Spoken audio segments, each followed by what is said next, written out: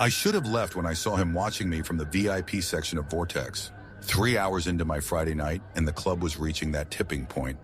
When the music gets darker, the drinks hit harder, and the crowd starts to thin, leaving behind only the desperate and the dangerous. He looked expensive. Custom suit, perfect hair, Rolex catching the strobes. I'd noticed him earlier, holding court with a rotating cast of young women who never seemed to stay at his table for long. Each time, the same routine.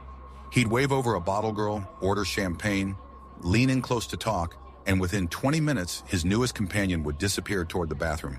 None of them ever came back. My glass was almost empty when he caught me staring. The smile he gave me reminded me of my father's stockbroker, that practiced warmth that never quite reached the eyes. He raised his glass in my direction, and I felt my stomach twist. I should have trusted that instinct. Instead, I smiled back. Why not? I was 4 drinks in, riding that false confidence that comes at 2 a.m. when you've been dancing alone for hours. Besides, I'd been careful. Hadn't taken my eyes off my drink all night. Had my location shared with 3 different friends.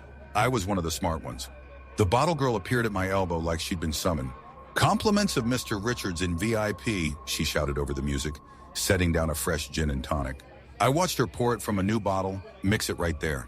Everything by the book. What I didn't see was the second man, the one who'd been circling the dance floor all night, dropping something into my old drink while I was distracted by the new one.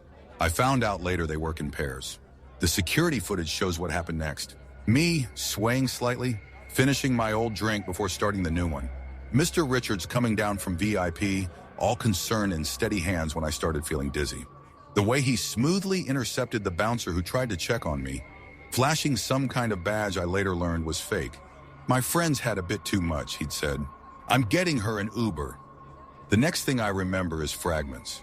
Cold air, streetlights blurring, a voice saying something about an after-party, the weight of hands on my arms, the sound of a door closing. I was lucky. That's what the detective kept saying at the hospital. Lucky my friend Sarah had been tracking my location. Lucky she'd called 911 when my dot stopped moving in a part of town where there weren't any clubs.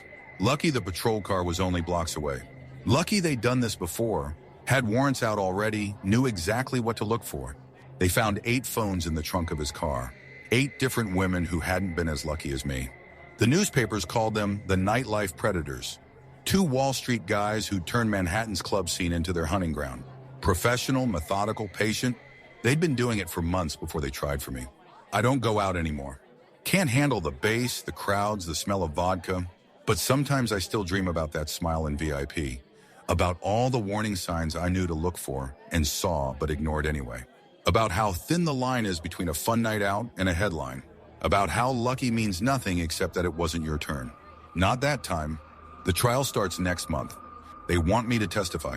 To look across a courtroom at the man from VIP, to point at him and say, "That one."